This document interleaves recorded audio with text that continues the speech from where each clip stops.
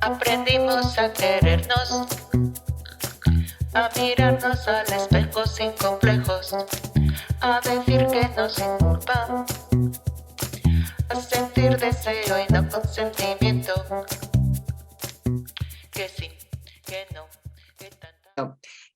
Buenos días y bienvenidos a este primer conversatorio de Ahora, en donde estamos intentando dar voz para tender puentes de comunicación entre grupos colectivos o personas a las que normalmente no escuchamos y que necesitamos escuchar con propuestas que necesitamos oír, ¿no? Hoy empezamos con sexo e identidad y bueno, pues contaros que este es un conversatorio, una charla, una actividad que salió a partir de un meme, de un chiste de redes sociales, ¿no? En el que yo me sentí como madre, como persona del siglo pasado, muy identificada, ¿no? Que es que una persona de menor edad le decía a otra de mayor edad: ah, sí, en aquellos tiempos que todavía erais binarios, ¿no? Y yo me sentí totalmente identificada. Siendo una persona que trabaja mucho el tema de género, creo que va siendo hora de dejar tanta teoría y escuchar la realidad. Y en estos tiempos tan convulsos en los que tenemos redes sociales que aportan a veces más eslóganes que claridad, pues me apetecía tener un momento lento en donde realmente pudiéramos pararnos y preguntar sinceramente todo lo que no sabemos, todas las cosas locas que se nos ocurren para entender lo que no entendemos y, bueno, pues tener respuestas de primera mano. Para ello hoy tenemos aquí con nosotros a dos personas que, bueno, pues yo voy a decir los nombres y que se presenten. Y una vez presentadas, pues dejo en sus manos esta horita que vamos a compartir esta mañana. Bueno, pues tengo a Hanna Oceransky y Alexis García. Tenéis la palabra. Bueno, ¿quién se presenta primero? Dale tú. Pues yo soy Alexis García y soy un chaval. Soy un chaval normal y corriente que simplemente se ha puesto a aprender cosas y ahora pues intento transmitir mis conocimientos. Y bueno, soy estudiante de Bellas Artes. Y bueno, espero que disfrutéis de la charla y que aprendáis algo nuevo. Yo soy Hanna, soy también estudiante y también me he dedicado a aprender sobre estos temas los últimos 7 años aproximadamente. Y pues ahora aquí estoy para transmitir esa información que he aprendido. Y empezamos. ¿Quieres hacer tú empezar toda la introducción? Sí, sí.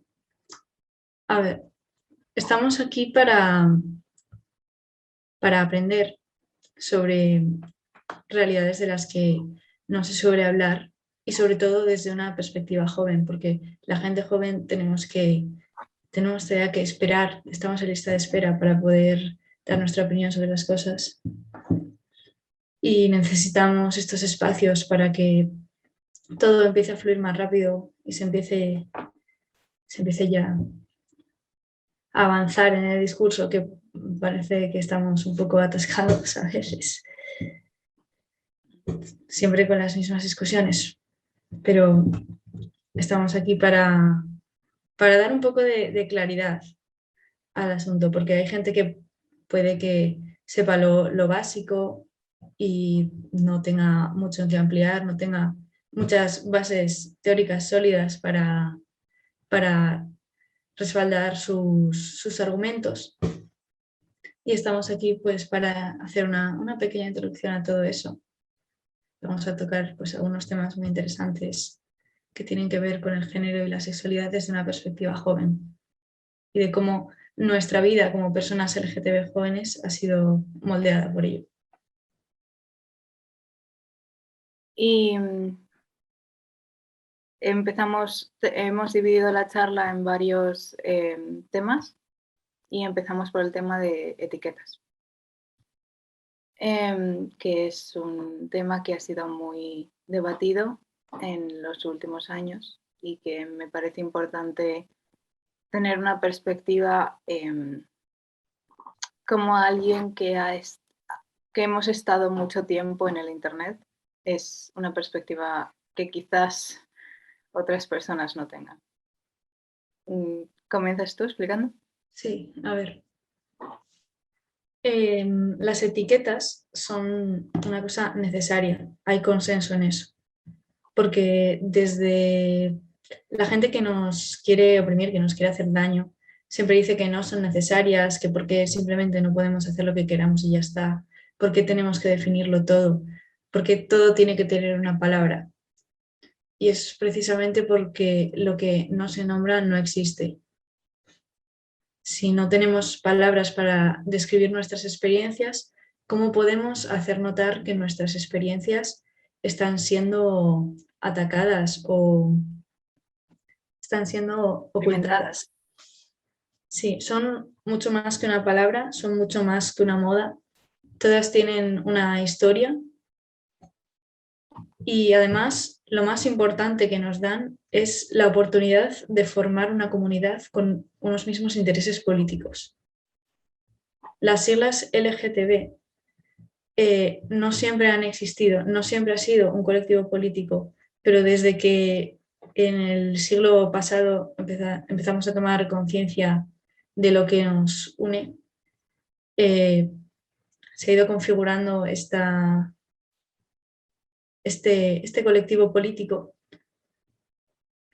y bueno, las siglas son de la época de Stonewall, así es cuando se empezaron a formar como las primeras organizaciones políticas y todo eso. Que si no sabéis lo que es Stonewall, es el origen del movimiento LGTB contemporáneo y fue en junio de 1969 en un bar de Nueva York. Y bueno, hay muchas historias muy interesantes que si queréis profundizar, pues deberíais, porque es una historia muy interesante con muchos personajes históricos para la comunidad. Y bueno, aquí en España los primeros orgullos fueron en los años 70. Y bueno, en España hubo, en Barcelona sobre todo, un importante movimiento gay. Al principio siempre era un movimiento gay y después ya se fue configurando la situación que está ahora mismo, que es LGTB y normalmente hay gente que le añade más siglas, pero yo pienso que con LGTB o LGBT da igual, se entiende a qué nos estamos refiriendo, que son todas esas personas que se hallan fuera de la normatividad, de la cis heteronormatividad y de la alonormatividad. Y esta lucha política es lo que hace que exista y por eso los fascistas nos tienen tanto miedo, porque nos estamos organizando, porque estamos teniendo unos objetivos comunes y hay gente que está luchando por ellos, está luchando por su propio respeto.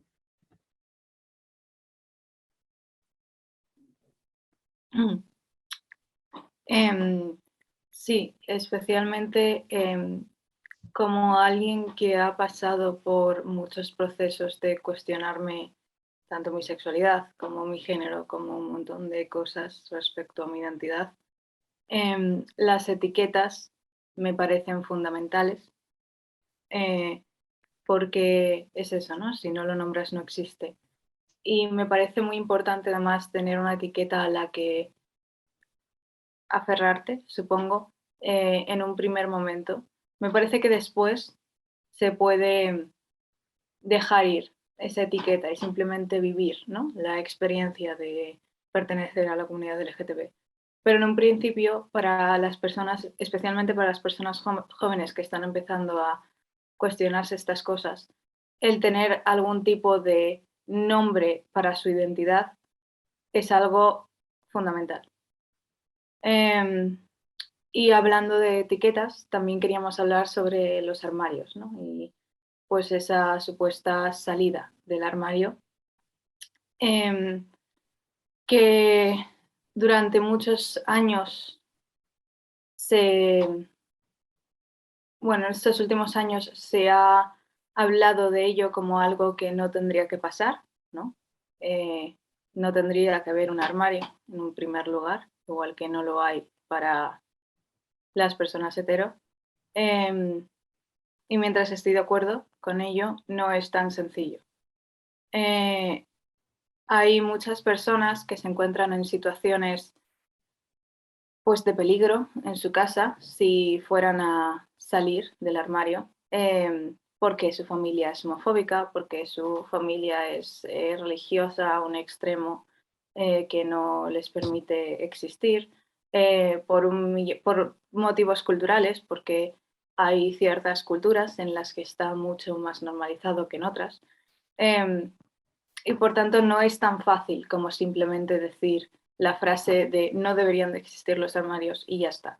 No es, me parece muy importante, como habías dicho antes, Katia, que las redes sociales tienden a hacer eslóganes y no a ver los matices de las situaciones, y me parece muy importante verlo en este caso, porque no estamos hablando de una preferencia, estamos hablando de algo necesario para la supervivencia de las personas jóvenes LGTB, especialmente porque al ser joven eres dependiente de tu familia y de tus padres. Y sí, quería clarificar eso porque me parece que es muy fácil irse al eslogan y a lo fácil, pero hay que tener en cuenta todos esos matices. Sí, y además a través de las películas que vemos y las series que vemos hemos visto que salir del armario parece un paso imprescindible, y muchas veces esas representaciones que vemos están hechas para que el público heterosexual se sienta bien al verlas, que le resulte cómodo, que sea una salida del armario dramática, donde haya lloros, donde se diga cuánto te quiero, no sé qué. Y muchas veces eso no es así, muchas veces es más complicado, no tiene por qué ser una aceptación tampoco inmediata. A veces tampoco podemos esperar que sea una aceptación inmediata, porque todo el mundo tiene muchas cosas que deconstruir. Y bueno, hay veces que simplemente es más complicado que te quiero o no te quiero, pero sí que es verdad que nosotros como personas podemos hacer que la gente que nos revele su identidad, que nos diga una cosa muy importante, una parte muy importante del ser, tenemos que intentar que se sientan no solo aceptados, sino además queridos por ello. Y celebrados. Y celebrados, sí. Y bueno, esta visibilidad que tiene el colectivo LGTB últimamente se ha dado muchas veces a través de obras de ficción. Por ejemplo, una bastante antigua es Modern Family, ¿no?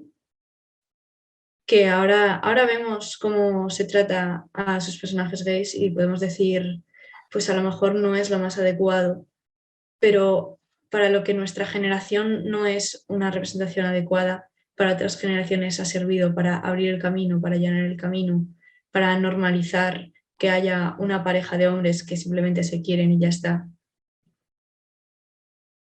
Y también obtenemos esa visibilidad a través de gente que se expone a sí misma en redes sociales y cuenta su propia intimidad.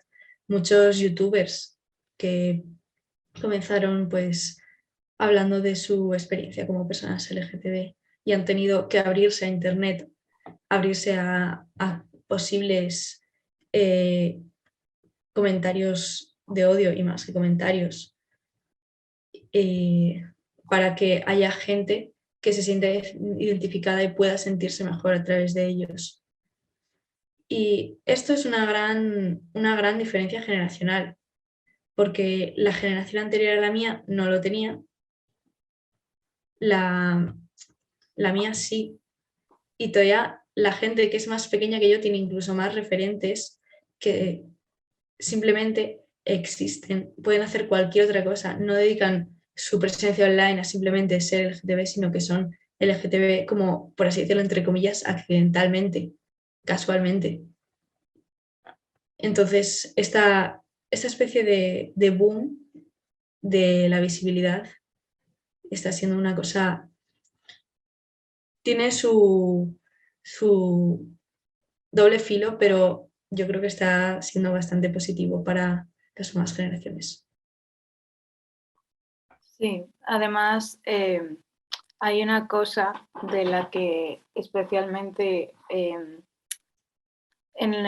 todo el discurso que está habiendo últimamente sobre los pronombres y etcétera, se nos olvida que las personas cis hetero también tienen etiquetas y también tienen pronombres y también las utilizan. O sea, hetero es una etiqueta, como queer, como gay, como lesbiana, como lo que sea.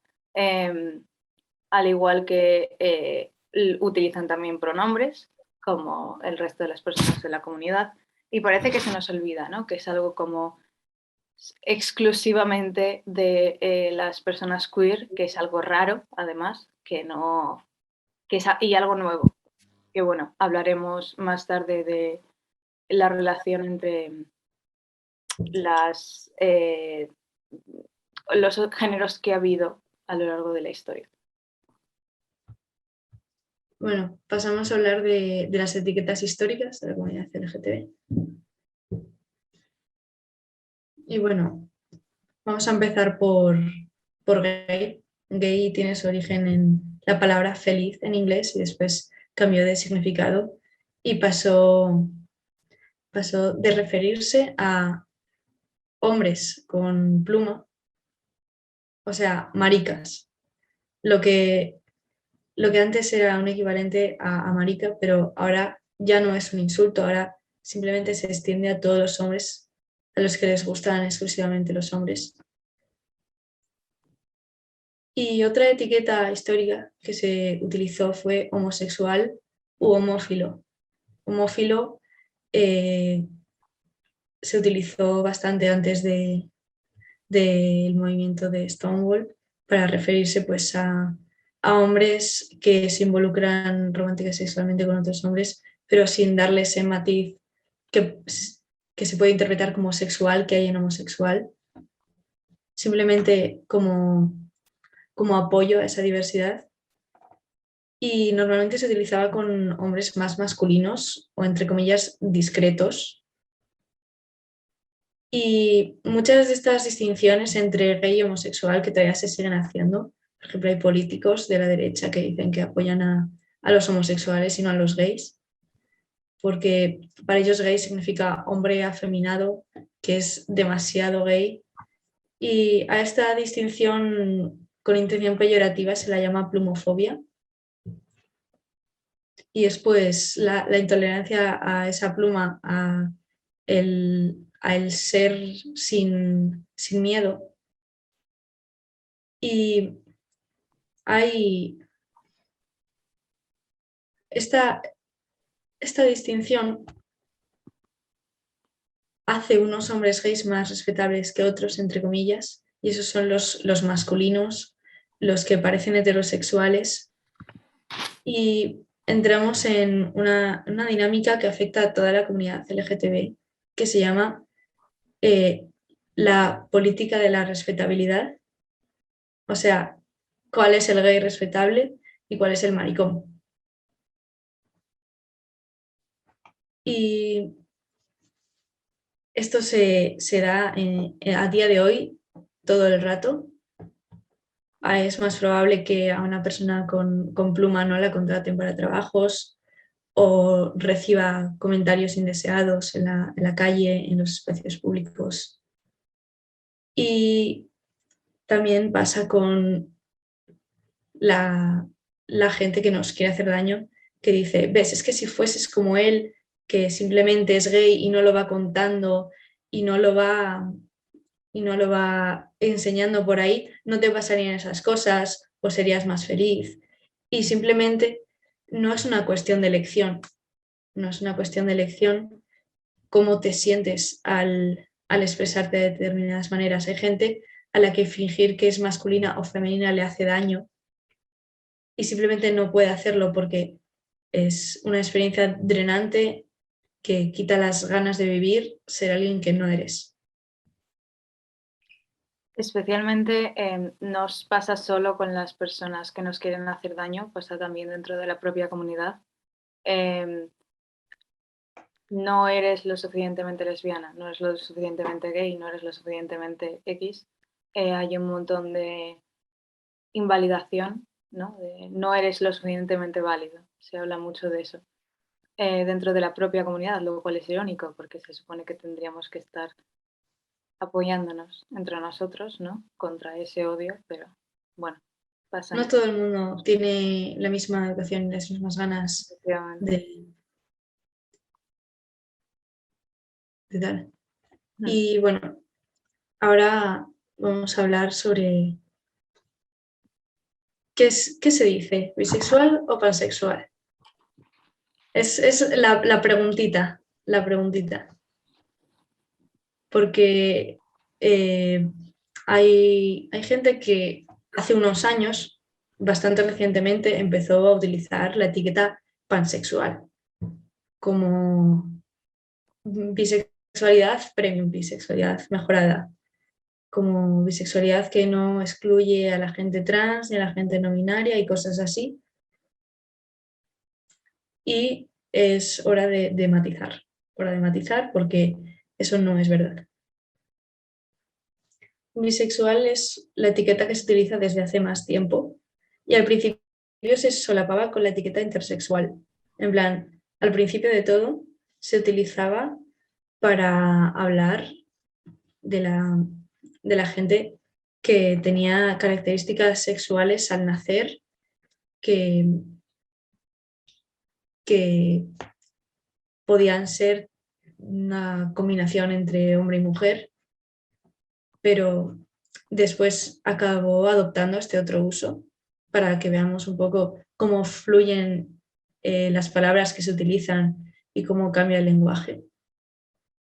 Y en 1990, en una revista, apareció un artículo que se llama Manifiesto Bisexual, en el que explica que la bisexualidad no es binaria y nunca lo ha sido, que no debemos asumir que hay solo dos géneros y, por consecuente, dentro de la bisexualidad entra la atracción hacia personas trans y no binarias, que es lo que la pansexualidad intentaba matizar respecto a la bisexualidad. Y bueno, también han surgido otras etiquetas como omnisexual y cosas así. Ahora mismo no me acuerdo de más, realmente, porque son muchas. En aquella época se inventaron muchas, estamos hablando entre 2012 y 2017, por ahí. Y con muchas banderas. Me acuerdo de ver fotos enormes llenas de banderas, de microetiquetas de ese estilo. Y no tienen nada malo inherentemente, pero son redundantes, no son necesarias. No es necesario hacer todo ese tipo de distinciones a nivel político, porque eres maricón, seas homosexual, seas bisexual, seas lo que seas, eres un maricón. Y a las personas que te quieran hacer crímenes de odio les va a dar igual cómo te identifiques. Entonces, pues, bueno, eso es algo a tener en cuenta. Y... Perdón, por aclarar, aquí, el tema de pansexual, bisexual. Bueno, yo de todo este recorrido, a mí el tema de las etiquetas me ha sorprendido mucho porque yo soy de esa generación en la que, a mí, por ejemplo, se me han dicho, es que tú no eres suficientemente lesbiana, es que tú al final no eres nada, tú no eres nada, soy bisexual, eso no existe. O eres una cosa o eres otra, ¿no? Pero luego me está llamando mucho la atención esto, ¿no? De cómo, porque yo intersexual, cuando lo leo en las siglas, estoy todavía pensando que es una persona, bueno, pues como has dicho, ¿no? Que tiene fisiológicamente o sexualmente las dos sexualidades de alguna manera en su cuerpo, y esto se ha cambiado por Entonces resulta que yo ahora mismo, como adulta, no necesito una etiqueta. Entiendo que habláis que la etiqueta, porque yo sí he hablado de, bueno, ya hay que dejarse de etiquetas. Muchas gracias por tener el tema de la necesidad de la etiqueta. Para mí eso es muy importante, que entendamos que hay una necesidad de caber en un grupo, aunque luego sea para salir de él.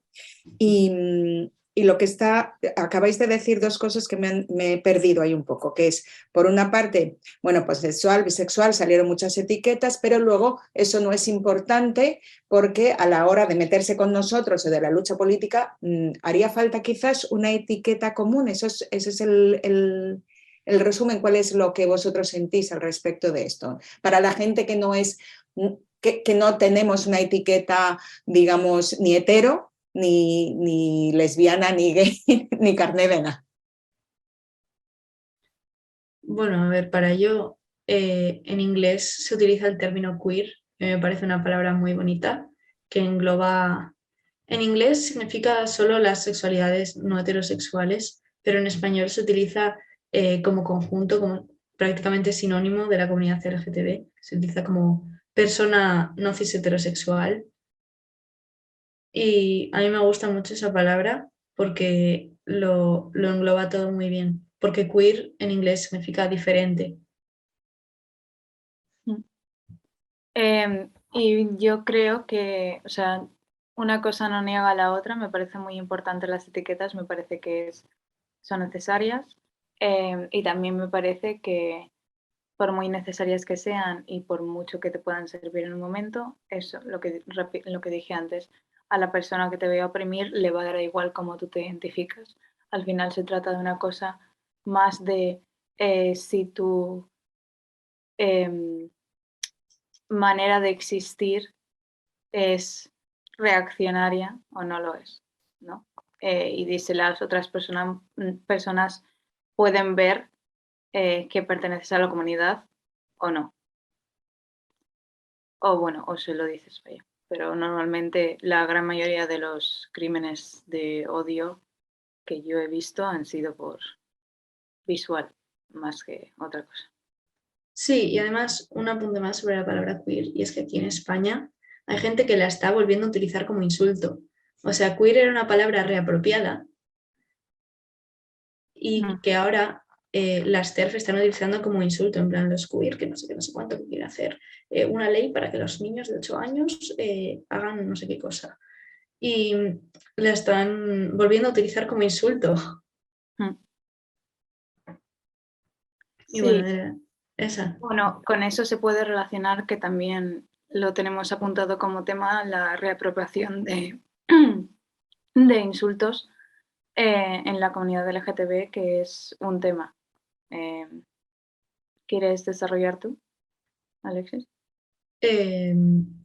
Sí, porque gran parte de la lucha LGTB es ocupar nuestro espacio dentro de la sociedad y poder vivir una vida ocupando un espacio, por así decirlo, metafórico dentro de la realidad, dentro de, por así decirlo, el subconsciente colectivo, de estar dentro de lo que es una representación de la sociedad. O sea, cuando pensemos en una sociedad, pensar en una sociedad diversa con diferentes tipos de familias y de formas de existir y de ser. Y ocupar este espacio se hace en parte apropiándonos del lenguaje que se utiliza para oprimirnos, porque no íbamos a utilizar para nosotros mismos las palabras que utilizan otros para describirnos. Y además, a un posible agresor le da igual cómo te identifiques. Sigues siendo una persona que desafía la noción de la familia tradicional, porque al final siempre lleva eso al machismo. Siempre lleva al machismo de el hombre debe ser el hombre y la mujer debe ser la mujer. Son dos identidades completamente distintas que no se solapan y que cada una tiene unas funciones específicas. El del hombre, que es básicamente proveer al hogar, y el de la mujer, que es cuidar del hogar. Y en cuanto empezamos a salirnos de esos patrones fascistas, empieza la lucha. Desde las mujeres que en los años 70 empezaron a reivindicar su papel en el mundo laboral, a dejar atrás la convención de que todas las mujeres deben ser madres,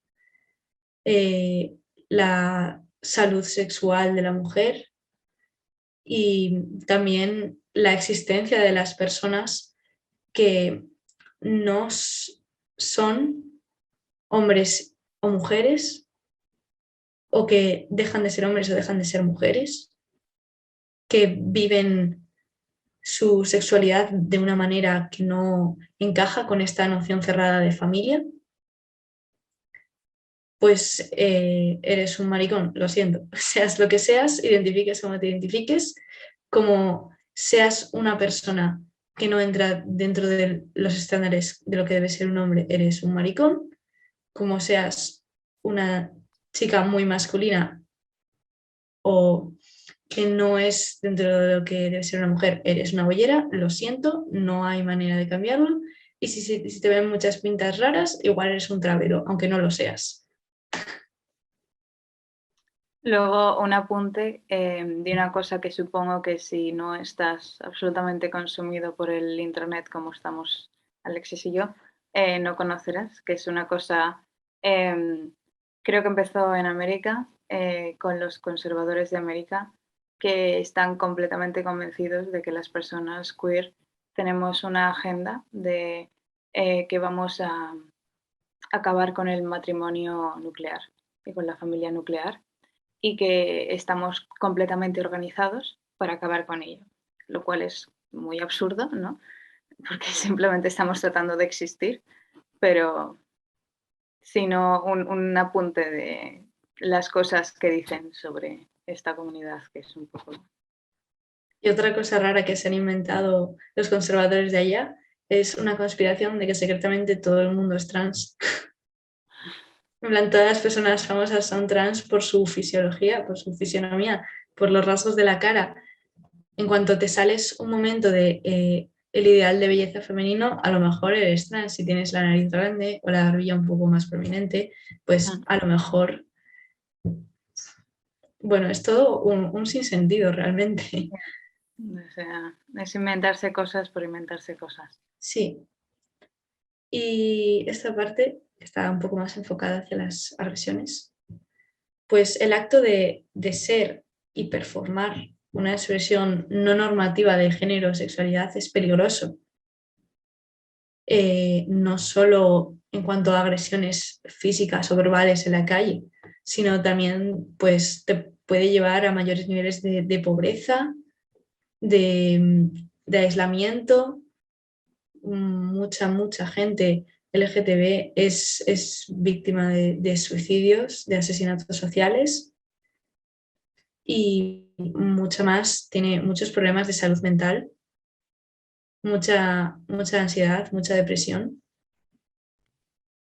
Y aún así seguimos siendo y performando esas expresiones porque no puede cambiar, no se puede curar, no hay manera de hacer que eso no exista. Y además, sobre la expresión performar, probablemente os suene, es parte de la teoría de Judith Butler sobre el género, que toma el género como no solo como una forma de ser, sino como una cosa que expresas hacia afuera y que performas. Performar no en el sentido de hacer ningún show ni ninguna obra de teatro, sino que tomas los modelos que tenemos en la cabeza de cómo debe ser un hombre o una mujer y los llevamos a cabo pues mediante nuestra forma de vestir, el pelo, la estética, las actividades que hacemos, cómo hablamos. Y esto nos ayuda a comprender muy bien el género y por qué hacemos determinadas cosas y por qué, aunque sepamos que, por ejemplo, tener que las mujeres tengan pelo es natural, muchas lo siguen haciendo y es por performar ese género. Eso es un ejemplo muy, muy claro. Y Judith Butler en sus libros al principio no mencionaba las vivencias trans, pero después, más tarde, dijo que efectivamente esta teoría también servía para explicar muy bien lo que es ser trans, que es en parte no estar de acuerdo con performar el género que te han asignado al nacer. Por ejemplo, a una mujer trans le puede repeler hacer las actividades que normalmente hacen los hombres para conseguir una estética de hombre, como por ejemplo ir al gimnasio, hacer deportes de contacto, cortarse el pelo. Y lo contrario, Y lo contrario. el performar la feminidad para sentirse a gusto con su propio cuerpo. Y no es necesariamente malo, es... No. Todo el mundo lo hace al fin y al cabo. Lo que pasa es que es importante cuestionar por qué lo hacemos y por qué hacemos cada cosa. Y se critica mucho a las mujeres trans por precisamente, específicamente a las mujeres trans porque son mujeres y por tanto simplemente se las va a criticar más por ese hecho, por performar la feminidad. Especialmente es muy criticado por parte de las feministas radicales, esa feminidad que como que objetiviza a la mujer, ¿no? Porque es llevar vestidos, ponerse maquillaje, tener el pelo largo, lo que sea, pero al final no son, las personas trans no son las únicas que performan. Porque las mujeres cis también. Y esa performance de las mujeres trans será probablemente mucho menos machista y mucho más desconstruida que la de una mujer cis, porque ha tenido que pasar por todo un proceso de aprendimiento y de introspección. Y de deconstrucción. Sí. Que va a crear automáticamente a una persona más compleja. Sí, y entonces ya para cerrar este segmento, la conclusión de este segmento es que si no performas tu género suficientemente bien, eso te lleva a la opresión. Si frente a tus iguales eres el que no performa bien su género, eso te lleva pues a ser el diferente, el queer. Bueno, ahora como han preguntado por el chat sobre la etiqueta transgénero, tengo una cosa preparada sobre la historia trans. Y básicamente la historia trans es la historia de la diversidad sexual entera.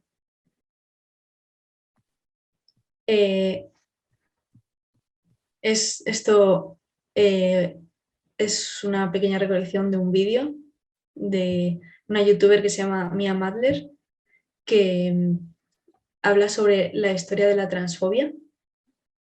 Se titula así, La historia de la transfobia en inglés.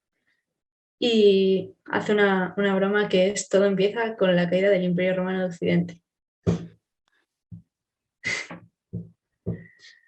Todo empieza con la caída del Imperio Romano de Occidente y los inicios del cristianismo, porque el cristianismo condena en sus orígenes a la sodomía, es decir, toda actividad sexual que no esté hecha para la reproducción de la especie. Y este castigo a la sodomía es la base política de toda la opresión a la diferencia sexual. Y bueno, pasaron los siglos y en el siglo XIX, con toda la revolución científica y todo eso, se intenta dar una base científica a la existencia de de la sodomía o de los sodomitas, y se dio por primera vez la teoría de la inversión sexual, que es de lo que viene pues el insulto invertido. Y bueno, básicamente habla de que todas las personas que son atraídas por su mismo género tienen en cierto grado una inversión de su propio género. O sea que si eres un hombre tienes cierta parte de mujer y va por grados, puede ser desde un poquito hasta mucho, y el extremo es ser una mujer trans, según esta teoría de la inversión sexual. O sea que dentro de toda la historia de la divergencia sexual, siempre está el ser trans, está muy relacionado con la sexualidad. Y bueno, después aparecieron todas estas teorías que hoy en día están teniendo, por desgracia, un revival de la autoginefilia y esas cosas. Eso es una teoría bastante transfóbica, de que las mujeres trans en realidad lo que les gusta sexualmente es verse a ellas mismas como mujeres, en vez de simplemente querer ser mujeres porque lo son y ya está.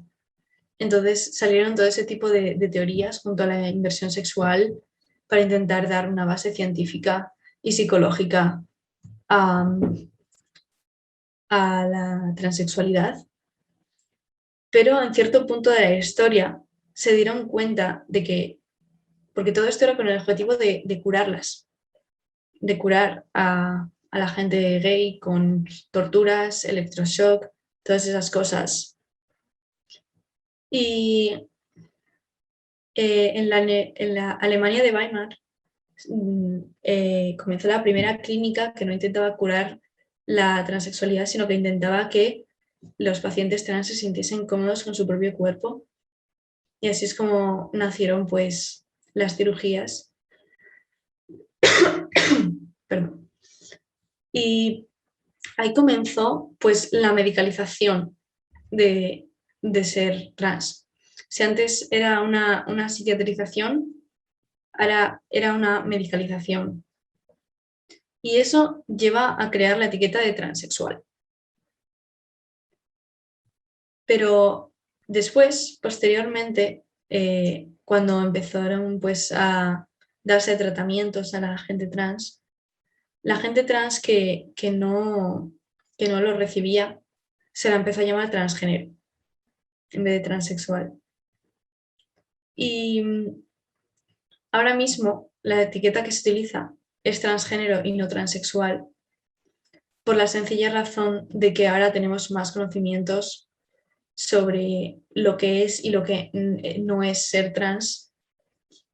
Y hay cierto consenso en que ser trans es simplemente identificarse con un género que no te asignaron al nacer. Y no son necesarias estas operaciones para ser de tu género. Puedes tenerlas para sentirte más cómodo, pero no son necesarias para serlo. Y por eso mismo se utiliza siempre transgénero. Transexualidad es una etiqueta que se ha quedado atrasada. Y además, con la llegada de los géneros no binarios, por así decirlo, una llegada... Siempre han estado ahí, pero ahora se están empezando a identificar más. También se utiliza transgénero para no dejar de lado a toda esa gente trans que no es binaria. Perdón.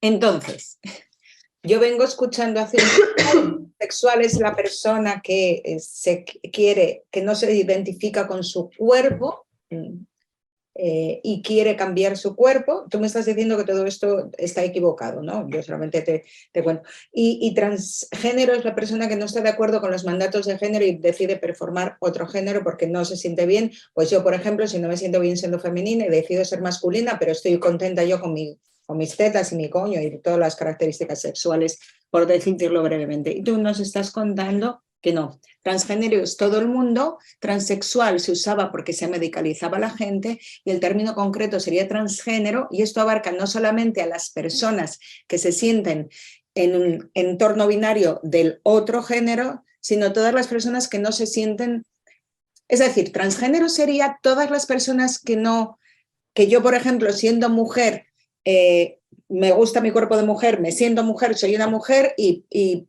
ya está, independientemente de que luego pueda ser más o menos femenina. Ya sé que te estoy pidiendo ahí como mucha puntualización, pero es por no perderme. Si Son yo, dos por cosas ejemplo, diferentes. dime. Son dos cosas diferentes. Que tú te vistas de manera masculina o femenina puede tener que ver con tu género o puede no tenerlo que ver. Si tú te identificas como mujer, eres una mujer cis. Por tanto, serías pues una mujer y no caerías dentro de la etiqueta de transgénero.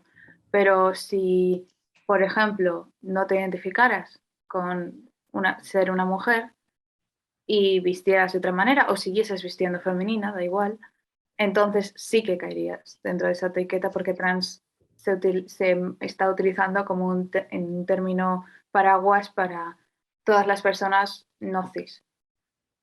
Exactamente, esa era la pregunta. Todas las personas cis, es decir, todas las personas que no estén de acuerdo, que no se sienten ellas en su cuerpo, digamos, independientemente de las O cuestiones. se sienten en su cuerpo, simplemente no tienen No se identifican en con el su género. sistema binario con el sexo asignado al nacer, digamos. Exacto.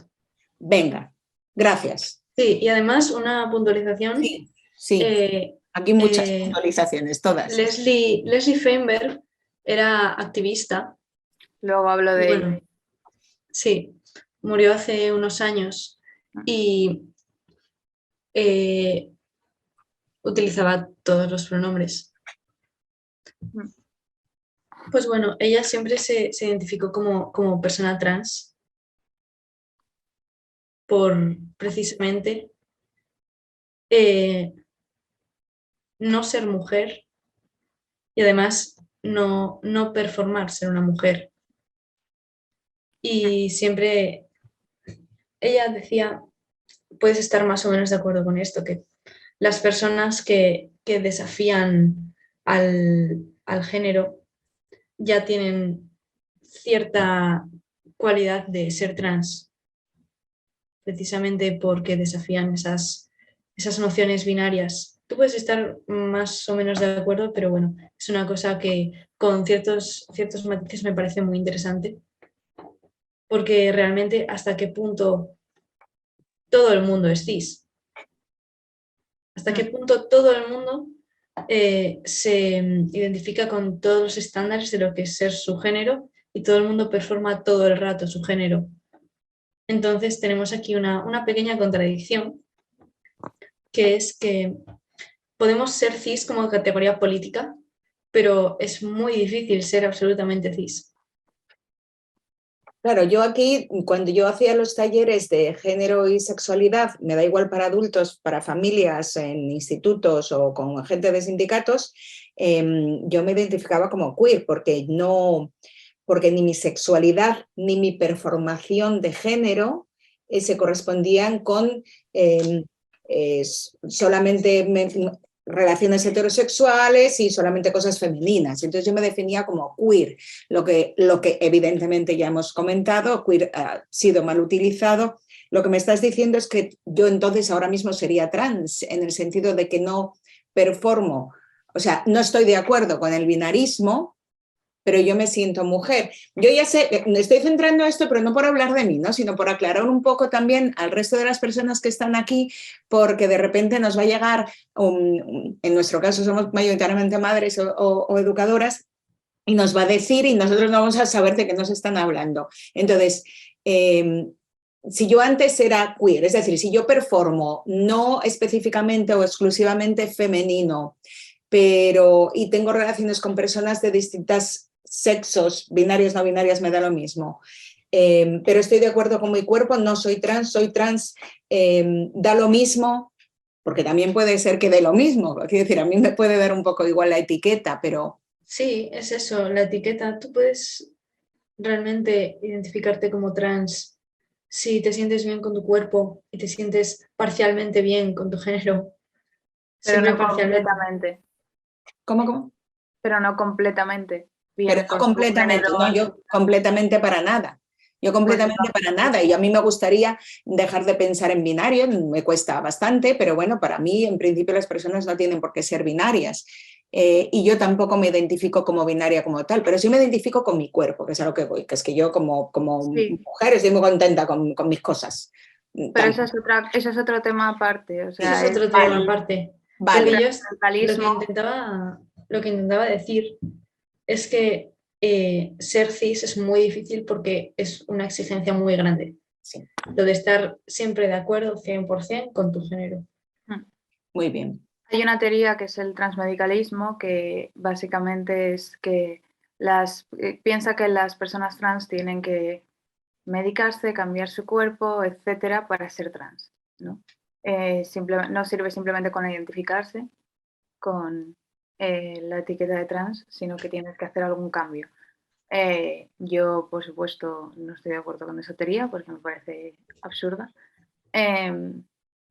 pero es una cosa que existe y esas personas te dirían que no, que esto que estamos diciendo es incorrecto. Hablando de no binarismo, es algo que parece muy nuevo y que parece muy de las generaciones de ahora, pero es algo que lleva existiendo desde el 1400 a.C. Así que me parece que lleva un tiempo, ¿no? Y pues básicamente se ha hecho algo de investigación sobre las culturas antiguas que tenían algún tipo de relación, ¿no?, con ese no binarismo. Y hay un tipo de personas que se llaman Two Spirit, o sea, dos espíritus, que son personas norteamericanas, indígenas. Eh, es un término que se creó en 1990, el término, no la identidad. La identidad lleva desde hace mucho más tiempo, pero el término se creó en una conferencia, la tercera conferencia sobre lesbianas y gays nativoamericanos entre tribus. Y Elder Miral Laramie se llama la persona que creó ese nombre. Y se refiere a una persona, bueno, en realidad es un término paraguas, por tanto envuelve la atracción del mismo sexo y un montón de géneros, o sea, ya sea trans, no binario, un montón de géneros, género fluido, lo que sea. Pero específicamente, y muchas personas lo utilizan con esa connotación en vez de como un término paraguas, se refiere a una persona que tiene los dos espíritus, por tanto, que tiene lo femenino y tiene lo masculino. Es muy interesante porque muchas lenguas indígenas, que es así como se crea, o sea, todo esto viene de mucho antes, ¿no? Se centran en los verbos y no en la identidad. Por tanto, es algo que haces, no es algo que eres, ¿no? Que es algo interesante. Y luego es muy interesante en general las culturas antiguas no colonizadas, porque tienden a tener unas concepciones del género muy diferentes a las que tenemos en la Europa central, y mucho más libres, ¿no? Y este término empezó para sustituir,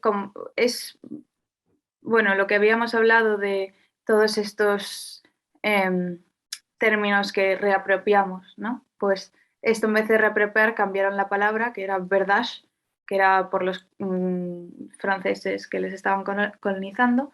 Era una palabra ofensiva que significaba lo mismo, pero la cambiaron por Two Spirit en 1990. Es exclusivamente para personas indígenas, no es algo que una persona blanca pueda identificarse con ello porque tiene un componente cultural muy grande, completo. O sea, no puedes separar la identidad sexual y de género de la identidad cultural. En este caso es lo mismo. Y una persona que estaba en esta conferencia dijo una frase que es que este término se utiliza para recordar a las personas de que estas personas indígenas están aquí, que es algo que existe, que solían ser honradas y celebradas y que deberían de seguir siéndolo, ¿no? Luego, además, este es un ejemplo de algo que se sigue utilizando hoy en día mucho y que me parece muy interesante por esa conexión con la cultura. Pero luego también, por ejemplo, en el 1400 a.C., en Egipto, había una faraona que se llamaba Hatshepsut y que se la retrataba. O sea, hay varias estatuas que han durado y se la retrataba pues a veces como una mujer que llevaba ropa de hombre, una cara femenina con cuerpo de hombre. Había un mix completo de géneros. En Mesopotamia, por ejemplo, había un tercer género que se llamaba Hijra, y hay en muchas culturas está muy relacionado este tercer género, este no binarismo, con la iglesia y lo sagrado. Bueno, la iglesia no, precisamente la iglesia no, pero lo sagrado y Lo místico. Lo místico, sí. Solían ser los curas, la gente que eran como el paso medio entre los dioses y las personas. Luego los navajos nativoamericanos tenían una palabra que servía para la gente trans que ha transicionado para el género fluido y todo lo que sea fuera de las normas sociales, que se llama Nadle. Y luego hay una isla pequeña de Indonesia que es muy interesante porque tiene tiene como 5 géneros base y tiene unas vistas muy radicales del género. Hay uno que se llama Kalalai, que es un cuerpo femenino, ¿no? Con la anatomía femenina, que se comporta como un hombre, pero que no es un hombre. Entonces, por ejemplo, te ponía mientras estaba investigando, te ponía el ejemplo de una persona que es como un mecánico, ¿no? Y se viste como un mecánico y va todos los días a trabajar y la gente le percibe como un mecánico, pero no es un mecánico y no es un hombre. Y luego Calabai, que es lo mismo, pero al revés. Y luego hay el último género, es un metagénero, que se llama Bisu, que combina todos los géneros. Se visten de una manera específica y tienen unos roles específicos también. Y son eso, como los chamanes o los curas que suelen guiar los rituales. Y es muy interesante esa conexión que tiene con lo sagrado y también tiene una conexión, bueno, y luego pues estos son de culturas antiguas, pero también podemos ver ejemplos como por ejemplo Prince. Prince era una persona que no se identificaba con ninguno de los géneros y que por tanto creó un símbolo para expresarse. O sea, ni siquiera el lenguaje que nosotros utilizábamos era algo que no le servía, que es algo que pasa mucho en las antiguas culturas que tienen algún tipo de otro género. Al final, todo el lenguaje que estamos utilizando ahora para referirnos a esas culturas es una reducción a nuestros estándares para poder entenderlo. Pero todo depende mucho pues, de la barrera del lenguaje. Sí. Y luego también es muy interesante la relación que hay entre las lesbianas y este no binarismo.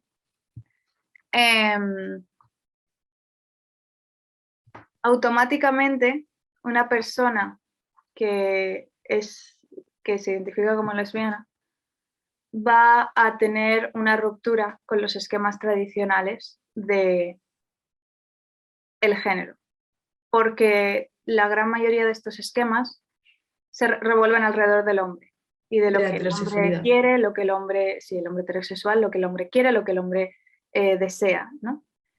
Y al no tener una conexión con eso, se crea una ruptura muy interesante y es que tú ya no estás viviendo para los hombres. Por tanto, eso.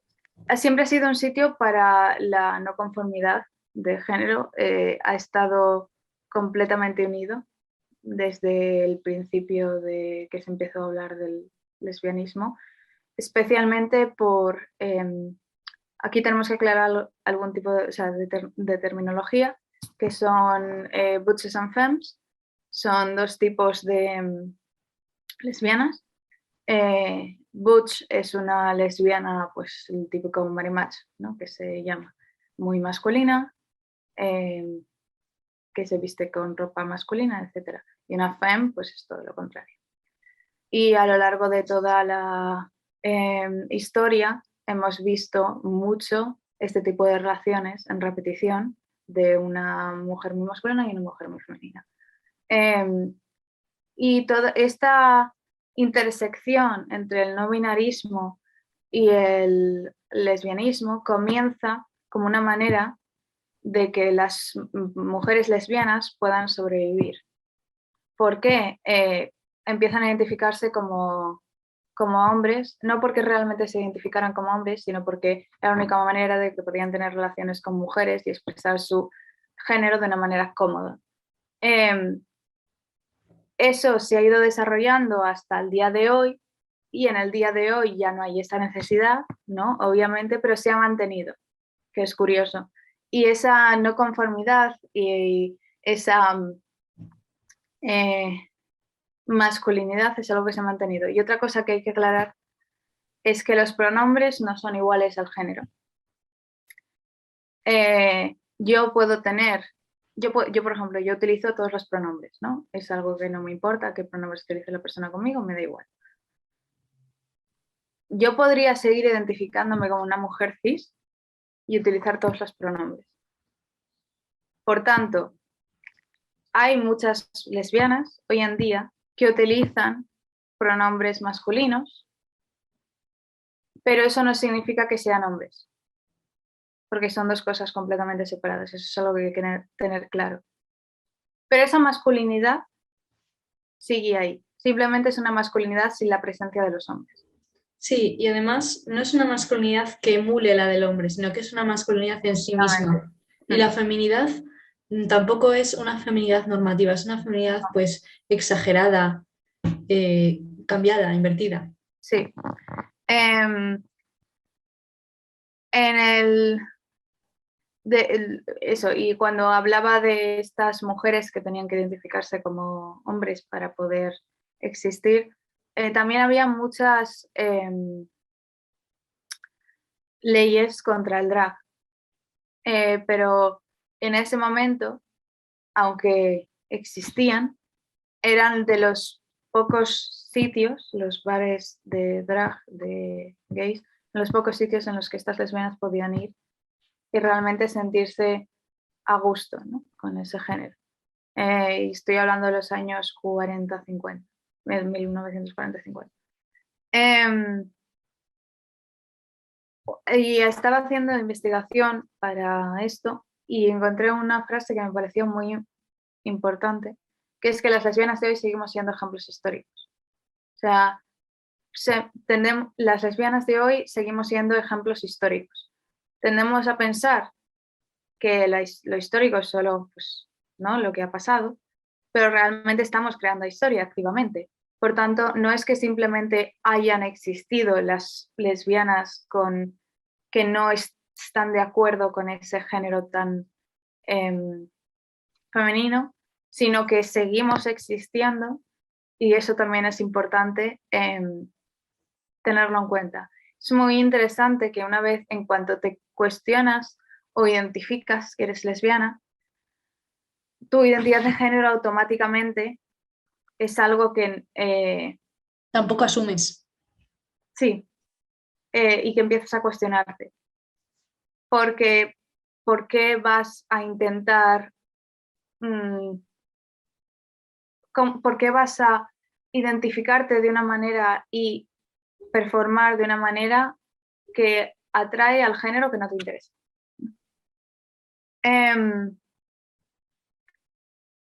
Esto que decís, bueno, pues yo me pasaría horas hablando, es todo lo que estáis diciendo.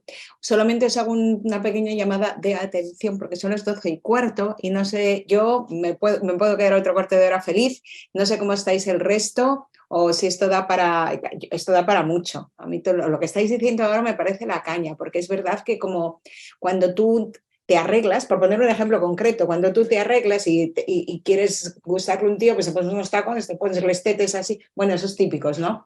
Pero ya cuando es absolutamente cierto, así que gracias por poner eso en palabras y seguid y bueno, deciros eso, que son las 12:15, pero no cortéis. Bueno, Una a ver, última apunte de esto, relacionándolo con el género y las comunidades indígenas. Hay un montón de lesbianas negras e indígenas que tienen una desconexión con el género, porque el género es algo que se ha impuesto por los colonizadores. Por tanto, no es simplemente que estés desconectada por la falta de interés en los hombres, sino también, en este caso, por la falta de conexión con ese género que ha sido impuesto, no ha sido el que ellos tenían desde un primer momento. Alex. bueno, sí, sobre el género, hay que aclarar esto muy bien. El género, tal y como lo conocemos hoy en día, es un producto histórico de las relaciones de, mm, entre la Iglesia y el poder. Y además está muy unido a nuestro sistema productivo en el que es necesaria la familia nuclear. Simplemente dejar esto muy claro. Bueno, podemos pasar a hablar un poco de la niñez queer, porque es algo que todavía nos queda un poco cerca. Y bueno, básicamente nuestra niñez queer no ha sido en espacios en carne y hueso, sino que ha ocurrido en Internet y gran parte de nuestro desarrollo personal ha sido a través de este medio y muchas veces ha sido para bien, muchas veces nos ha ayudado a encontrarnos a nuestra generación en general, pero muchas veces nos puede llevar también a sitios no los más idóneos. Por ejemplo, hay mucha gente que se pasa mucho tiempo en Internet debatiendo sobre todas estas conversaciones que estamos teniendo ahora, que como estamos viendo, están bastante resueltas desde hace muchos años. Y hay una expresión que es crónicamente online, que se suele aplicar a esta gente. Y bueno, es un poco el caso aquí, la verdad. Nuestro caso, sí. Nuestro caso. Pero bueno. Así que vamos a salir de estos bucles y vamos a lo que se dice tocar hierba. Es la expresión que se utiliza para esta gente, tocar hierba. Voy a tocar hierba. Que nos dé un poco el sol. Vamos a hablar de cosas importantes y útiles que es importante que la gente sepa. ¿Y qué pasan? Porque estas conversaciones tienden a centrarse en detalles minúsculos o partes de la comunidad muy pequeñas que realmente, por ejemplo, un ejemplo es de los neopronombres. Los neopronombres son pronombres. Ella es un neopronombre. Sí. Son pronombres que son diferentes al él y ella. Y hay un montón entonces pueden ser ella, por ejemplo, pero también los hay, la gente puede pues inventarse pronombres, básicamente, que se ajusten a su género, por poder costar. Hay un montón de gente en internet debatiendo sobre ello y sobre si es algo útil o no útil, o válido o no válido. Y realmente la cantidad de personas que utilizan neopronombres que te vas a encontrar a lo largo de tu vida es muy baja. Y hay una discusión muy grande para algo que no nos afecta en nuestro día a día y que no es tan importante como que nos estén matando. Y mientras tanto, there's people dying, Kim, ¿sabes? El meme este de las Kardashian. Entonces, pues, Es Vamos a hablar de cosas un poco más incómodas. y más productivas. Pues empiezas tú. ¿El qué? ¿La de la práctica? Sobre lo del porno y la Sí. juventud. Me parece también como ha dicho Alexis, hemos crecido con el Internet para bien y para mal. A mí me ha ayudado mucho el tener una comunidad que te comprenda y que te lleve a descubrir cosas de ti misma online. Es algo que para mí y para mi desarrollo personal ha sido imprescindible. Pero también tiene sus partes negativas, como toda esta parte de las excursiones que decimos, y también, por ejemplo, un tema que me parece interesante es el porno, ¿no? Y particularmente con la comunidad de la LGTB, las expectativas que crea, ¿no? Sí, esta conversación se ha tenido más veces, pero siempre está muy centrada en las dinámicas heterosexuales, pero a la gente queer también le hace mucho daño. Sí, especialmente porque puede llegar a ser muy fetichista. O sea, que una sección de Pornhub sea lesbianas y sea consumida por el 99% por hombres y esté creada en un 99% por hombres, crea pues una fetichización del lesbianismo total, una incomodidad y una desconexión con el sexo y con tu propio cuerpo que si no estuviera hecho así, no pasaría, ¿no? Claro, sí, estos últimos años los niños han aprendido mucho sobre sexo a través del porno y no es realista. Y además, cuando ves tu propia sexualidad representada como objeto de deseo para alguien que no eres tú, eso puede hacer bastante daño, puede crear bastantes complejos y expectativas irreales. Y no solo que no eres tú, sino que no es alguien que deseas para nada. Y aquí en este tema, claro, yo comprendiendo una vez el problema, una cosa que acabáis de decir que me ha flipado es cuidado porque igual en redes sociales, frente a una madre como yo que todavía no tiene muy claro cómo abordar determinadas cosas o unos amigos, amiguis del Insti que todavía no, igual permitir a mi peque, ya no tan peque, el acceso a Internet le va a venir bien a la hora de ubicarse, ¿no? A que también tiene unos riesgos. Y en este sentido, un riesgo habéis nombrado es el de los eternos debates, otro sería el del porno. ¿Qué páginas de porno si consideráis? ¿Podéis sugerir alguna? O sea, una solución quiero, si se puede. ¿Qué sugeréis para estas cuestiones? Hay apps y hay páginas creadas por personas queer con, por ejemplo, trabajo remunerado, ¿no? Que eso es otro tema del porno, que están muy bien y que pueden ser muy útiles. ¿Qué pasa? Que tienes que buscarlas. No es algo que te aparezca. Y además suelen ser de pago. Sí. Entonces, pues yo diría que lo que hace falta en todo esto es más accesibilidad a ello y un cambio en esa fetichización hacia las personas queer. Que bueno. Y también no solo existe el porno, hay muchas más cosas que puedes ver o leer que, que quizás sean un poco más adecuadas. Sí. Luego, por ejemplo, respecto a leer, o sea, tampoco es como si el porno fuera el único problema, ¿no? También al leer estamos hablando de un montón de historias Ficticias. sobre sexo a niveles, o sea, salvajes que lees con 11 años y que cambian completamente tu percepción de tu propia sexualidad, aunque esa no sea tu sexualidad, ¿no?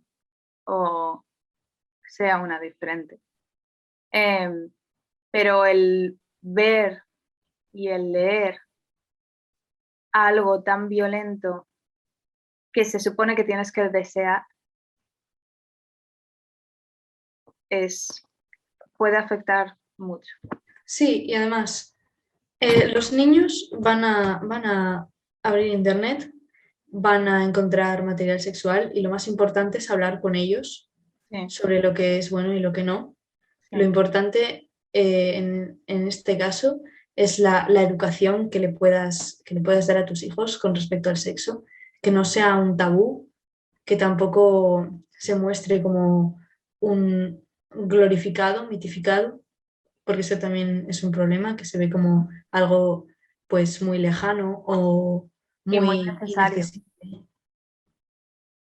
Porque toda la vida los niños a partir de cierta edad, e incluso cuando son pequeños, tienen cierta noción de sexualidad.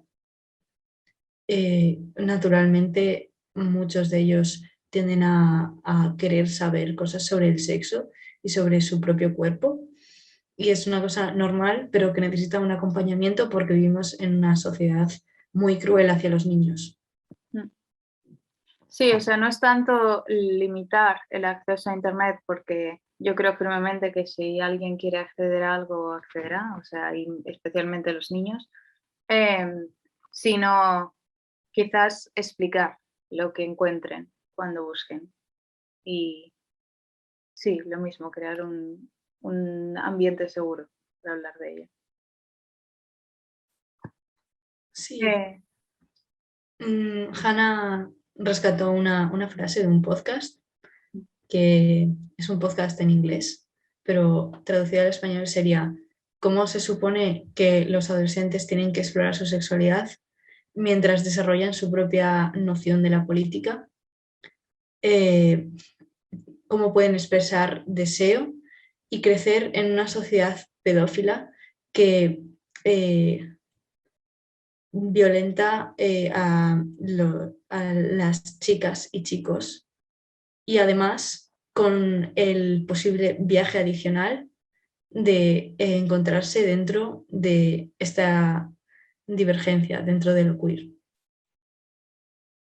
Es muy complicado. Ese podcast está muy bien, muy recomendado, se llama The Lavender Menace, lo puedo escribir. Son dos personas no binarias lesbianas que hablan de un montón de temas sociopolíticos. Si sabéis inglés, suele haber bastante más material que en español. En español, sí. Y además, añadiendo sobre esto, la infancia queer tiene un gran peligro hacia la violencia sexual. Ahora ya no pasa tanto porque ahora hay bastante más conciencia sobre la violencia sexual y el peligro de las relaciones con desequilibrios de poder, desequilibrios de edad. Pero bueno, yo he visto gente quizás un poco mayor que yo que ha tenido pues relaciones con gente mucho mayor o que ha mentido sobre su edad para acostarse con gente, porque la gente de su edad no le comprende, no es capaz de tener gente a su alrededor que esté en su misma fase.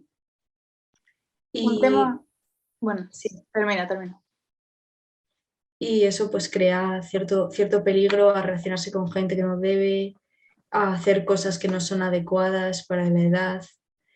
Y además, la gente trans tiene mucho peligro hacia la violencia sexual, eh, pues por las circunstancias complicadas que envuelven su propia sexualidad y relacionarse pues muchas veces con hombres que no les tratan bien o incluso mujeres que tampoco les tratan como deberían, y ahí pues ya existe ese desequilibrio de poder. Luego, además, un tema que también teníamos pendiente de tratar es la estética. y la estética queer. Es algo que lleva ocurriendo desde que ocurrimos las personas queer. Y siempre hemos tenido algún tipo de marca o de identificación respecto a la moda que nos dejaba, que llevábamos y nos permitía que otras personas que también pertenecían a nuestra comunidad nos identificaran, ¿no? Pues, por ejemplo, tenemos las lesbianas y la lavanda, que ha sido un símbolo del lesbianismo durante mucho tiempo. O el pendiente con los hombres gay o lo que sea. Y una cosa interesante que ha pasado en los últimos años en Internet es que la estética antes era algo que simbolizaba lo queer y ahora lo queer está empezando a ser guiado por la estética. Entonces, está apareciendo casi en algunos espacios online, no en todos, y es un tema, es como lo que estábamos hablando antes, ¿no? De ir a tocar hierba. Es algo que pasa mucho en los espacios online y que no pasa tanto en la vida real, ¿no? Pero como tener el ser queer como una estética propia. Y hay un montón de identificaciones que han salido a partir de memes y de bromas, como por ejemplo pues si llevas los pantalones arremangados, eres bisexual, por ejemplo, o si lo que sea. Hay un montón de identificaciones. Y La camisa de cuadros. La camisa de cuadros, sí. Es también un icono. Y han empezado a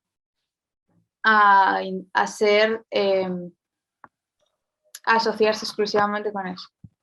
Y a empezar a ser muy performático, pero de una manera diferente antes, el ser queer, que es, pues supongo, lo que viene, ¿no? Con el desarrollo del Internet, pero es interesante de ver también cómo ha ocurrido ese cambio. Y bueno, esta sección ya está. Ahora deberes, a la práctica.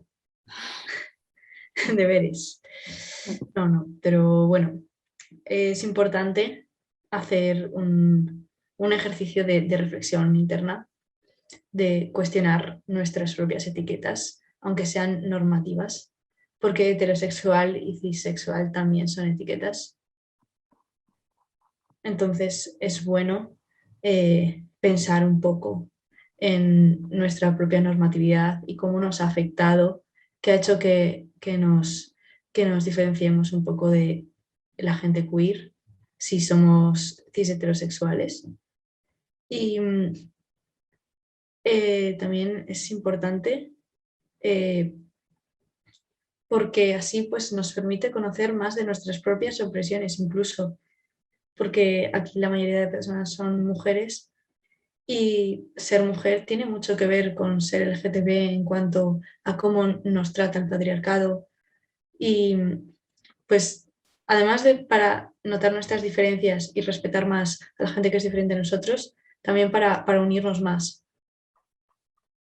Hay que tener en cuenta que ser queer no es simplemente ser queer, se intersecciona con muchas cosas, con muchas otras opresiones. Si eres una persona que ha nacido en el cuerpo que socialmente es de una mujer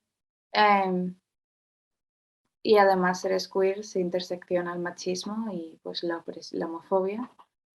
Si perteneces a algún tipo de comunidad racializada, pues se intersecciona y siempre va a estar interseccionado, nunca va a ser algo separado. Y por eso también es importante tener espacios específicos para cada comunidad. Hay una cosa que pasa, que es que con las personas queer, con las personas racializadas, hay mucha infiltración en los espacios que son nuestros. Entonces, por ejemplo, hay un bar lésbico y una lesbiana decide traerse a sus 3 amigas hetero. Y eso es una infiltración en un espacio que no es suyo y que puede no parecer muy importante y pues puede que realmente no sea una cosa muy grave, pero esa infiltración crea una inseguridad en las personas que sí que son queer y que están en ese espacio muy grande, porque ya no te sientes a salvo, ya no sabes si estás a salvo al ser de esa manera o no. Bueno, hay veces que son abiertos, pero cuando no lo son es importante respetarlo. Sí, depende mucho del espacio y de las personas, pero es muy importante eso, lo que decías, cuando están cerrados, respetarlos, porque si no lo has experimentado es muy difícil de entender, pero una infiltración puede ser mucho más dañina de lo que parece. Sí, claro. Respecto al comentario que hay aquí, es normal que las mujeres heterosexuales se sientan más seguras en espacios donde los hombres no suelen ser tan machistas, Mm. pero también es importante que sean un espacio seguro para los hombres gays, porque tampoco es como que asuman que pueden ser pues homófobas o tener algo en contra suyo, pero siempre existe ese miedo a que te rechacen, a que venga alguien a hacerte daño, a violar tus espacios. Pues, o aunque no sea eso, simplemente el hecho de que no te van a entender.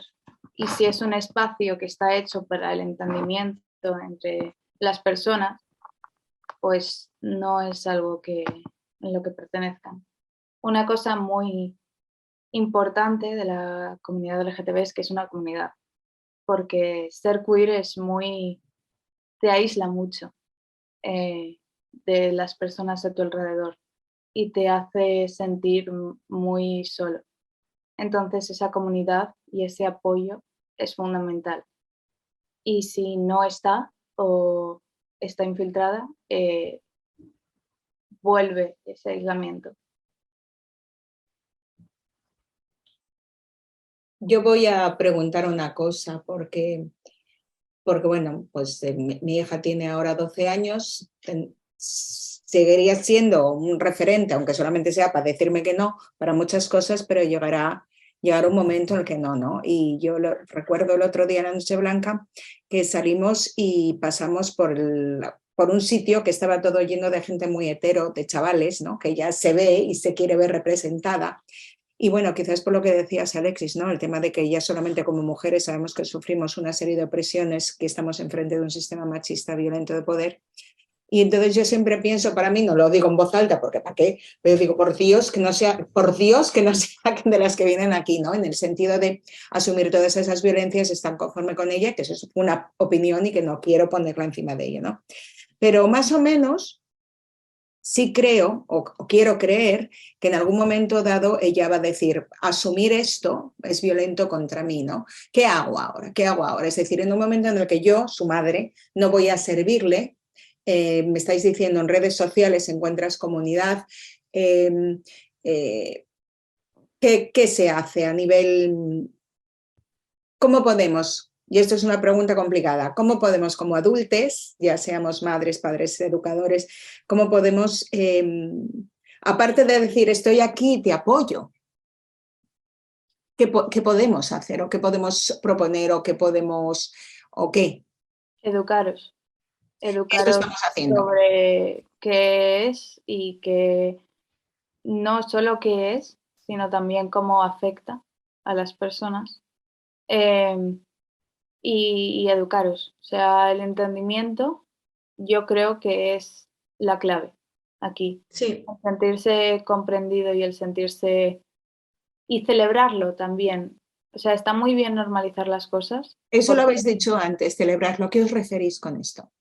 Está muy bien normalizar las cosas, ¿no? Y que y alguien salga del tolerarlas. armario, sí, y que alguien salga del armario sea algo normal. Claro. Pero Pero hay también, diferentes respuestas a eso.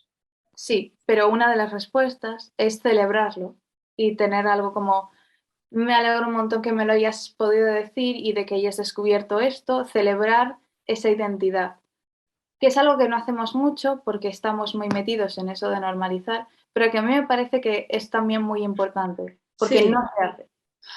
hay que hacer un balance positivo, porque si sientes que todo el mundo va en tu contra, tienes que tener un contrapeso Claro, Esa tiene que ser tu comunidad.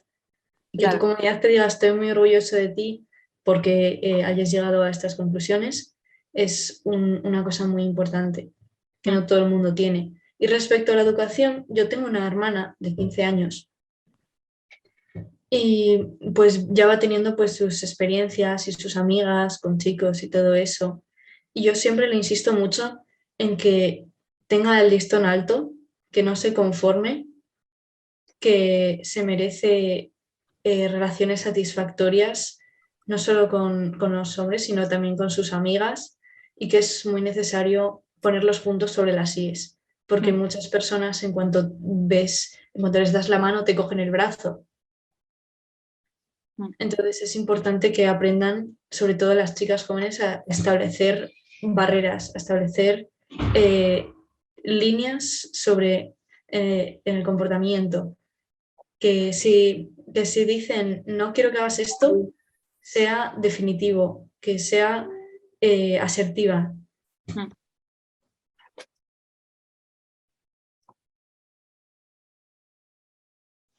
Estupendo. Yo creo que, bueno, son dos cosas que evidentemente el tema de educarnos nosotras, nosotres, las personas que estamos aquí escuchando, que me parece que esto da para más, así que ya veremos si podemos continuar en algún momento. A mí me han servido muchísimas cosas que habéis dicho. Como soy una persona que necesita respuestas concretas, el tema de celebrar, que no se conforme, me llama la atención esta cosa de lo que se celebra, claro, es que has llegado a esa conclusión que te vas a permitir ser tú, sea lo que sea el que tú eres, ¿no? Yo, la verdad, y esto lo digo así, espero que, bueno, si os parece mal, que os parezca mal. Yo de pequeña decía, ay, por Dios, que sea lesbiana, ay, por Dios, que sea lesbiana. Fijaros, ¿no? Este pensamiento, porque, bueno, pues las relaciones heterosexuales son bastante chungas, según con qué persona te encuentres, y bueno, pues el amor romántico, esa especie de trampa para las mujeres, etcétera, ¿no? Y claro, siempre pienso que a ver si yo no puedo decir esto en voz alta, porque ella será como sea, ella, él, ella o lo que sea, ¿no? Y tampoco quiero yo que se sienta juzgada por ser heterosexual, ¿no? Imagínate qué perspectiva, ¿no? Entonces, esto de celebrar, os referís siempre a celebrar el momento de encuentro consigo misma, la libertad de una persona que se está dando a sí misma, ¿no? Ese reconocimiento, no una opción sexual concreta. Exacto. El es que la vocabulario. gente hetero también tiene sexualidad, también necesita pues todos estos cuidados que la gente queer necesita especialmente. Lo que pasa que como ya se toma todo por asumido, pues no dices, pues estoy muy orgullosa de que estés tomando esto de esta manera o que estés tomando estos pasos. Luego, porque esos pasos no tienen consecuencia la mayoría de las veces. Si tomas esos pasos siendo una relación queer, pues es probable que tenga sus consecuencias. Igual aquí no, pero en muchos otros países del mundo sí. Y aquí, incluso aquí, o sea, yo tengo amigas que les han gritado cosas por la calle por ir cogidas de la mano. Así que Sí, sigue pasando, sigue pasando. Y esta pregunta, que es una pregunta muy personal, esa frase, ¿no? Porque nosotras estamos en un grupo de crianza en el que estamos intentando pues, criar de una manera respetuosa y no influir con nuestras expectativas, ¿no? Entonces a mí la frase, estoy muy orgulloso de ti como madre, no sé si es algo que como hijes vosotros queráis escuchar. ¿A vosotros os gusta? ¿O os parece como una manipulación? Que os digan, sale mucho en las películas americanas, oh, estoy orgulloso de ti, hijo mío. Yo esa frase no la digo porque me parece, desde mi punto de vista, a mí me da miedo estar manipulando. ¿Es una frase que os gustaría escuchar? depende de la circunstancia. A ver, sí, porque no estar orgulloso de alguien no solo por sus logros, también puede ser, pues, Porque exista. porque exista. Puedes estar orgulloso de que alguien exista y que sea tu familia y le quieres mucho. Porque el orgullo es un sentimiento muy bonito, que es como, mira lo que tengo, mira lo que tengo. O sea, que recuperar esta palabra orgullo que vosotros, bueno, el orgullo gay y todas estas cosas, pero yo como madre siempre tengo este miedo a pensar, ¿no? Con respecto pues, a mi sobrina, a mi hija, ¿no? La palabra orgullo no será como muy, pero entiendo lo que decís. Orgullo no de que has conseguido algo que yo quiero, sino desde tu propio ser y tu propia existencia. Sí. Simplemente no equiparar el valor con las cosas que hacen, sino como equipararlo con el hecho de que exista. Es que existir ya es un logro en sí mismo. Pues sí. Pues sí. Bueno, yo tengo millones de preguntas, pero no las voy a soltar ahora. Madre mía, lo que vamos a pensar. Personas que estáis escuchando, allí donde estéis, tenéis la pregunta de Sonia de como madres, ¿qué deberes específicos tenemos que nos pediríais como madres? Que creo que por lo menos parcialmente está contestada, pero no sé si queréis añadir algo más. Bueno, como madres es importante advertir a las chicas sobre los peligros que puede ser una chica, y a los chicos decirles lo que deben hacer para que las mujeres se sientan seguras a su alrededor. Es muy importante porque siempre se dice que no te violen, pero nunca no violes. Y esto pues llevado a casos menos extremos, como por ejemplo, no le digas a la chica que no puede jugar contigo. Ten en cuenta su opinión igual que tienes la tuya. Básicamente a tener un poco de cuidado quizás al interactuar con también otras minorías. Es muy importante educar en el antirracismo porque en el colegio va a haber situaciones racistas todos los días. Y es importante enseñar que eso está bien y no se debe tolerar, que si son tus amigos, digo, a lo mejor deberías de decirles eso no está bien. Es importante tener tu propia conciencia y tu propia opinión en las cosas, que no tengan miedo a expresarlas, que no tengan miedo a expresarlas en casa, que si no están de acuerdo con algo que pasa en casa, decirlo en voz alta y hablar sobre ello. Sí, educar en la expresión, en la aceptación y en la celebración, diría. Qué bonita manera de ponerlo. Más difícil la práctica, pero estamos en ello. No es fácil para ninguna de las dos partes, pero bueno, al final depende un poco de cómo sea tu hija, pero la mayor parte de la gente se entiende hablando. Y es muy importante hablar de los sentimientos. Estupendo y muchísimas gracias a personas que estáis escuchando y que no habláis. Si alguien quiere hablar, decir algo o escribir algo por el chat, si vosotras, yo lo siento, pero tenemos que ir cerrando. Mientras tanto, pues agradeceros muchísimo el tiempo, la honestidad, la sinceridad. Mira lo que dice Irma, los pelos como escarpias. Ya, yo me voy a acabar emocionando, que es algo muy típico. Bueno, que igual os emplazamos para otra ocasión. Muchas gracias por el trabajo que os habéis tomado de preparar toda esta charla, que además ha sido muy educativa. Todos ya os habéis metido una buena currada y de verdad, muchísimas gracias. Es que unas gracias muy enormes. Estoy muy orgullosa de vuestra asistencia.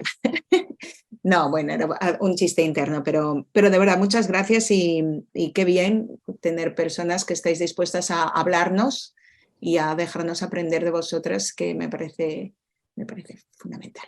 Me parece fundamental. Gracias a ti por darnos este espacio. Pues muchas gracias por este espacio tan bueno. Espero poder repetir. Os hablamos para otra.